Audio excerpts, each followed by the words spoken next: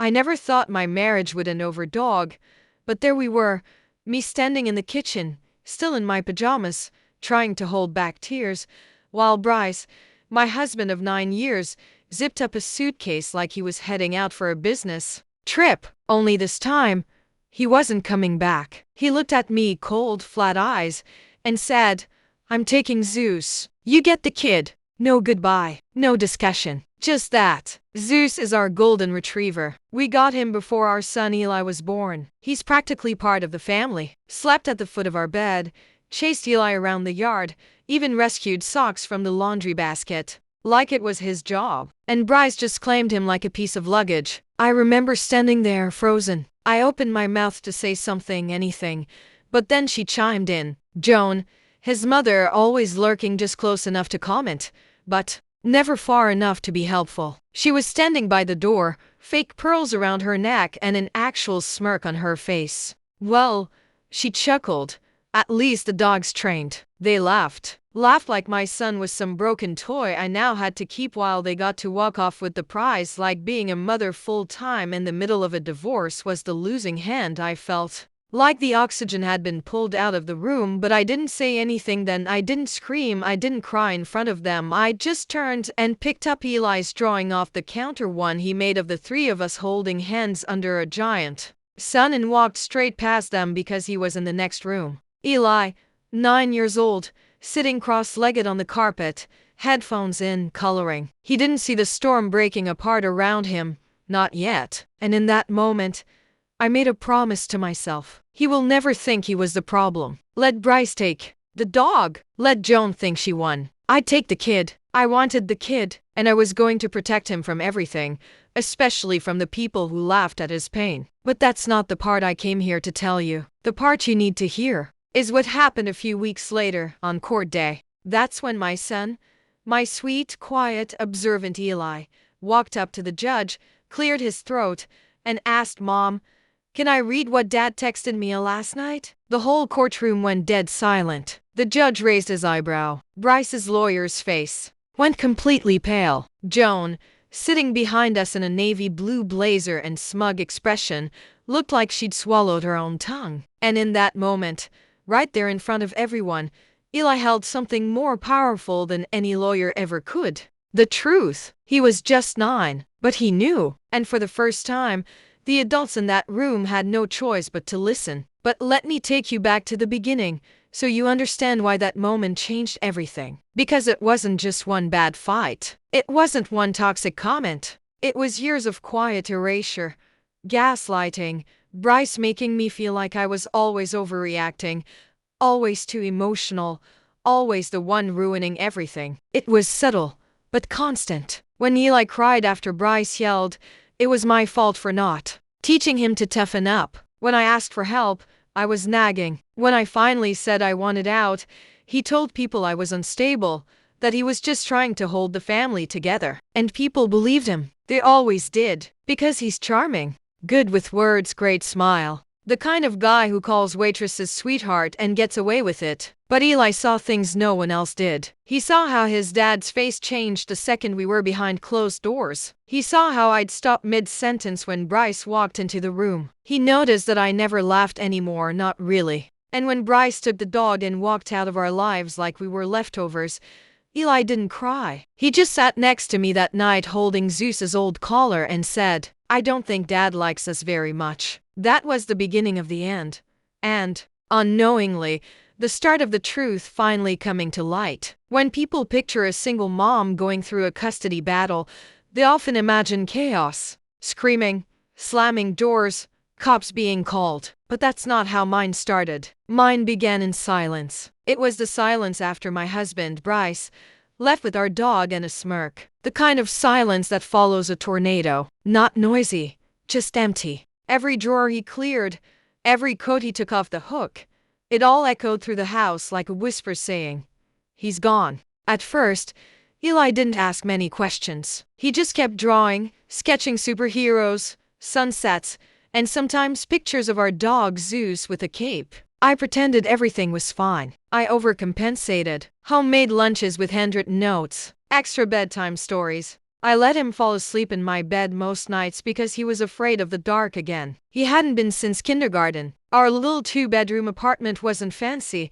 but it was ours. I had painted Eli's room light blue and strung little star-shaped lights around the ceiling. He liked it when the stars watched over him. I worked from home as a freelance designer, taking on odd jobs while Eli was at school. It paid the bills barely, but it gave me time with him, and I wasn't about to give that up for anything. The mornings were the hardest. That's when I noticed how much things had changed. I'd wake up and find Eli already dressed, sitting quietly at the table, staring at the cereal box but not eating. He used to bounce around in the morning, asking 100 questions about dinosaurs and space and how many teeth sharks really have. Now, he was just still. I knew he was hurting, and I didn't know how to fix it. When Bryce and I first met, he was magnetic, confident, charming, ambitious. He made me feel seen in a way I hadn't felt in years. I was 22 working at a print shop. He came in to get business cards and left with my number. Within a year,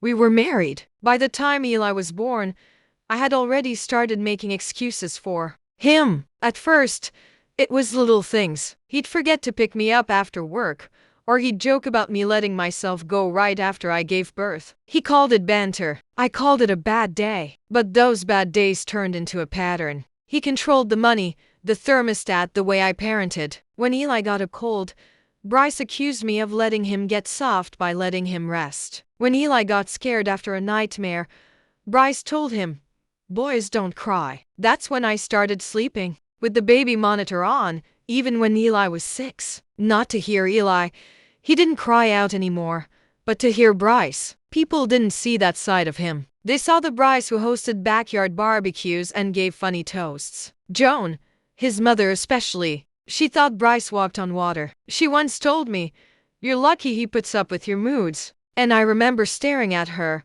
wondering how many other women had been silenced with that same sentence. I was exhausted, not just from parenting, but from pretending we were a happy family, pretending I wasn't shrinking inside my own home, pretending Eli was okay. The final straw wasn't dramatic. No cheating scandal, no screaming match. It was a Tuesday afternoon. Bryce came home late, tossed his keys on the counter, and asked if Eli had finished his spelling homework. I said yes. He said, "Good, because I don't want him ending up like you, barely scraping by." He said it casually, like he was talking about the weather. And then he walked into the next room to check his emails. That night, I waited until he was asleep. I got up, walked to the bathroom, locked the door, and cried on the floor. Not because I was sad, but because I finally knew I was done. It took 3 more weeks for him to leave, and when he did, he didn't pack up quietly. He took Zeus, his dignity, and any sense of decency he had left, and told me, "I got the kid." That phrase kept replaying in my mind. You get the kid, like Eli was some unwanted item in a divorce auction. But the truth is, I wanted the kid because he was kind, empathetic, smart. He saw people in ways adults couldn't. And if Bryce couldn't see the value in that, then Eli didn't need him. I didn't know then how much Eli had noticed. I didn't know how much he'd been holding in, but I'd find out soon, and so would the judge. The first custody meeting was in a sterile office downtown. Beige walls, leather chairs, a fake fern in the corner, designed to feel neutral. It didn't. Bryce walked in 10 minutes late, wearing a blazer and smiling like he was the one getting interviewed. Joan trailed behind him, uninvited, but smugly planted herself in the waiting area with a Tupperware of homemade banana bread she offered to the receptionist, like we were all one big happy family. I sat across from Bryce and watched him perform. Polite, calm, the concerned father. He talked about routine, debility, and his deep commitment to Eli's well-being. Every word made my skin crawl because I knew who he really was behind closed doors. He wanted shared custody. Week on, week off, I was stunned. This man hadn't called Eli once since he left. Not a single facet time, not even a text. When he came to pick up his mail, he stood outside like a stranger and never asked how Eli was doing. And now he wanted half of Eli's life handed back to him like a pizza order. I tried to stay composed, but the words rushed out. He doesn't even check on his son. He doesn't show up. Why does he get half? Bryce leaned back and smiled. Because I'm his father. That's when I realized this wasn't about Eli. This was about control. About winning, about image. And Bryce wasn't doing it alone. Joan started inserting herself into everything. She'd email me passive-aggressively, just checking in to make sure Eli's eating enough greens. He's looking a little puffy in that school photo. Then there were the school drop-offs. Bryce would suddenly appear unannounced, wearing his number one dad hoodie, waving to the other parents, handing Eli granola bars like he was the provider of the year. And Eli, he looked confused, uncomfortable. He stopped smiling in the mornings. At home, I noticed a shift. Eli had more questions now, harder ones. Why does Dad say, "You don't want me to see him"? Did you tell him I'm scared of his house? Is it bad to cry when I miss Zeus? That one gutted me. He missed the dog so badly he'd started drawing Zeus into family photos. Except now Zeus was always standing between me and Eli, almost like a protector. One night, Eli came to me and whispered, "Dad told me not to tell you, but he says you cry too much and I'll be messed up if I live with you all the time." I sat down on the floor in the hallway and just held him. I didn't cry. I wanted to, but I couldn't afford to give Bryce that satisfaction. Instead, I documented everything. I kept a journal, saved screenshots of every manipulative message. I made copies of the few emails Joan slipped up and sent directly. Things like, "If Eli doesn't learn discipline, he'll end up like your side of the family." Meanwhile, Bryce was getting bolder. He started sending Eli texts like, "Your mom says no again. Surprise!" Or, "Wish I could see you more, but your mom wants to keep you away." It was textbook alienation, but trying to explain that to a judge, it felt like trying to prove a ghost existed. My lawyer, Denise,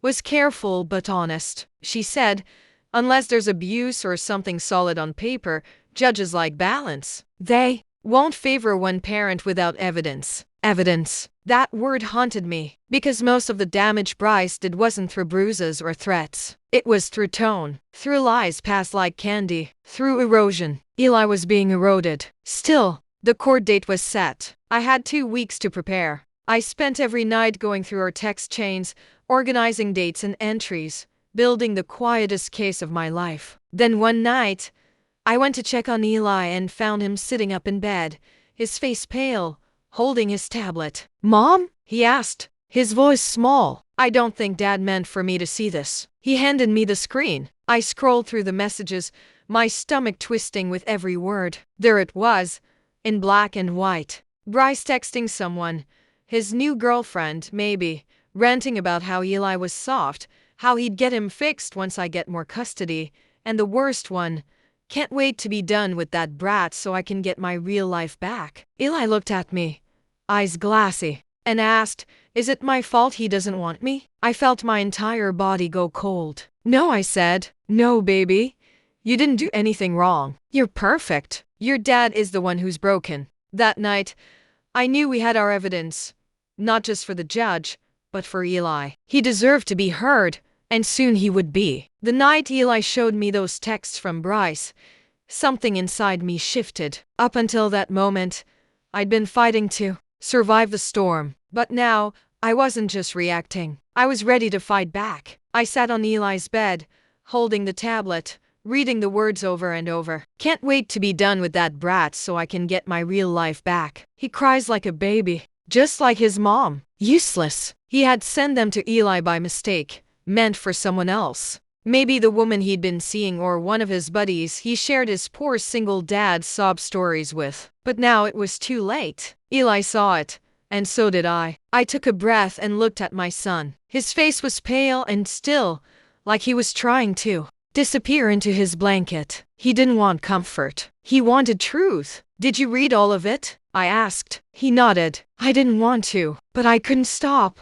I thought maybe I was bad." "No," I said immediately. "You're not bad, Eli. He's wrong. He's so wrong. And I meant it. Every word." This wasn't just about getting custody anymore. This was about breaking a cycle, making sure Eli didn't grow up thinking love was something you had to earn by being quiet, by pleasing people who didn't deserve you. So I printed the screenshots, labeled them by date, and backed them up on a flash drive. I contacted Denise, my lawyer, first thing the next morning. Her voice tightened as I read her some of the messages. "This is big," she said. "This could swing everything. But are you sure you want Eli to speak?" That stopped me cold. I hadn't even considered putting him on the stand. The idea made my stomach twist. He was just 9. I didn't want him tangled in courtroom drama, questioned by cold-faced attorneys, or forced to stare his dad in the eye and relive all this. But then I remembered something he said after Bryce left. "You always tell me to speak up when something's not right. Is this one of those times?" He wanted to speak. That was the difference. So I sat him down at the kitchen table with some juice and graham crackers and asked gently, "Eli, you don't have to. But if you want to talk to the judge, if you want to tell him how you feel, I'll be right there." The whole time, he looked at me, serious beyond his years, and said, "Can I show him what Dad wrote? The judge needs to know the truth, right?" I blinked back tears. "Yes, baby, he does." The next few days were a blur of preparation. Denise arranged for the evidence to be officially submitted. We created a timeline of events, built a narrative, filed for a formal statement from Eli to be reviewed by the court beforehand. Meanwhile, Joan started showing up at Eli's school again. Once she tried to hand him a gift during dismissal, some action figure and a little card that read, "Daddy's just fighting for you." Eli gave it to me and asked, "Why does it feel like a trap?" Because it was. I reported it. Denise filed a complaint. Bryce, as usual, texted me that I was using Eli against him, that I was weaponizing a child. Classic projection. But I didn't take the bait. Instead, I kept Eli close. We talked every night, not about the court, but about how he felt, what scared him, what made him strong. He asked questions, and I answered with honesty. No sugarcoating, no false promises. The night before the hearing, Eli couldn't sleep. He lay beside me, quiet in the dark, and whispered, "What if the judge doesn't believe me?" I turned to him, brushed his hair back, and said, "The truth doesn't need to be loud to be real. Just speak from your heart. That's all you need to do." He didn't say anything after that, but he reached for my hand and held it tightly. The next morning, we got dressed and quiet. I put on a navy dress and simple earrings. Eli wore his school uniform, freshly ironed, with his favorite red sneakers. He said they made him brave. Outside the courthouse, Denise met us with her briefcase and a solemn nod. Bryce was already there, pacing in a charcoal suit, flanked by Joan and a man I assumed was his lawyer. He looked at me once. I didn't look back. We walked and signed our names and took our seats. I looked down at Eli and whispered, "You still want to do this?" He nodded, "I'm ready," and for the first time in a long time I believed we were going to be okay, because this time the truth wasn't just on paper. It had a voice, and it was about to be heard. The courtroom was colder than I expected. The walls were beige, the chairs stiff, and everything smelled faintly like paper and old coffee. Still, it was the quiet that I remember most. That thick, waiting silence before a judge enters, the kind where you can hear the rustle of every paper and the beat of your own heart. Eli sat next to me at the petitioner's table, swinging his feet just above the floor, trying to look brave. He held his small notebook in his lap, the one where we had practiced his statement, just in case his red sneakers peeked out from under his pressed pants, and I could see how tightly he was clenching his fingers across the room.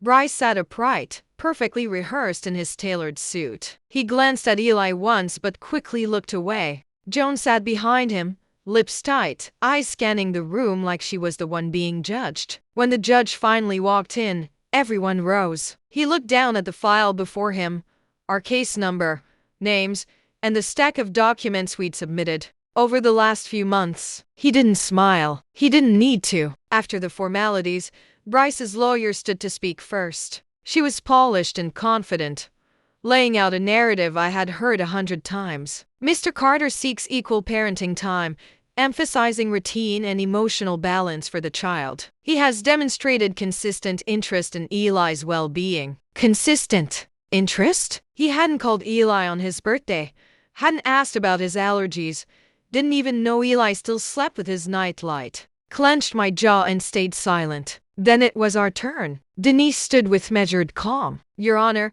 we are requesting primary physical and legal custody. We have submitted documented evidence showing concerning communication and behavior on Mr. Carter's part, including messages sent to the minor. The judge raised an eyebrow. To the child? Denise nodded. Yes, Your Honor, and with the court's permission, Eli would like to speak. There was a pause, a real pause. The judge leaned slightly forward. Are you sure, son? Eli glanced up at me. I gave the smallest nod, and he slowly stood. I want to say something, he said, his voice soft but clear. The judge gestured him forward. Come on up, Eli, take your time. He walked slowly to the front of the courtroom, notebook in hand. His hands trembled, but he stood tall, taller than I'd ever seen him stand. He opened the notebook and took a breath. My dad sent me some messages. I wasn't supposed to see them, but I did, and I think the judge should know. The room went still. Denise handed the bailiff the printed screenshots. The judge flipped through the pages as Eli read the words aloud from his copy. Can't wait to be done with that brat so I can get my real life back.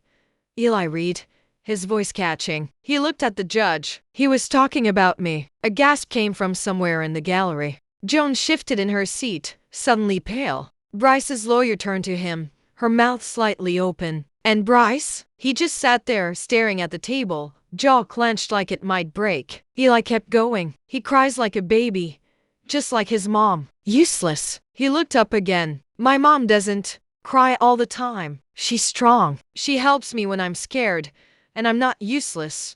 Silence. The judge folded his hands. Thank you, Eli. That was very brave. Is there anything else you want to tell me? Eli hesitated, then said, I don't want to live in a place where I feel like I'm a problem. I just want to feel safe. And that was it. He walked back to me, and I pulled him close, whispering, You did perfect. He nodded into my shoulder, holding on a little tighter than usual. The judge cleared his throat and looked directly at Bryce. Mr. Carter, he said, his tone sharpened. Do you have any explanation for these messages? Bryce started to speak, but his lawyer quickly interrupted, requesting a brief recess. The judge denied it. I've seen enough, he said firmly. The court's responsibility is to act in the child's best interest, and based on the documentation, testimony, and this child's incredible honesty today, I'm awarding full physical and legal custody to Miss Carter. I didn't cry. Not there. I just closed my eyes and breathed. Bryce didn't argue. He just stared at the floor, cornered by his own words. Joan stood to leave before the hearing was even adjourned, her banana bread optimism gone. And Eli? He reached for my hand and smiled. Can we get pancakes now? He whispered. I laughed finally. Absolutely. We didn't talk about the courtroom on the drive home. Eli rolled the window down and let the wind rush through his hair like nothing had just happened. Like he hadn't just exposed the darkest side of his father in front of a judge in a courtroom full of strangers. Like he hadn't just changed the course of both our lives. But that's how kids are. They're built to bounce back even when they shouldn't have to. We stopped at a small diner on the way home. Pancakes like I promised. He ordered his with whipped cream and chocolate chips. I got coffee and didn't touch it. I just watched him. Every little detail. His tired eyes. The way he used his fork like a spoon. How he laughed when the syrup bottle squeaked. For the first time in months, maybe longer, he looked peaceful. I did okay? He asked mid-bite. You did better than okay, I said. You told the truth. That's the bravest thing anyone can do.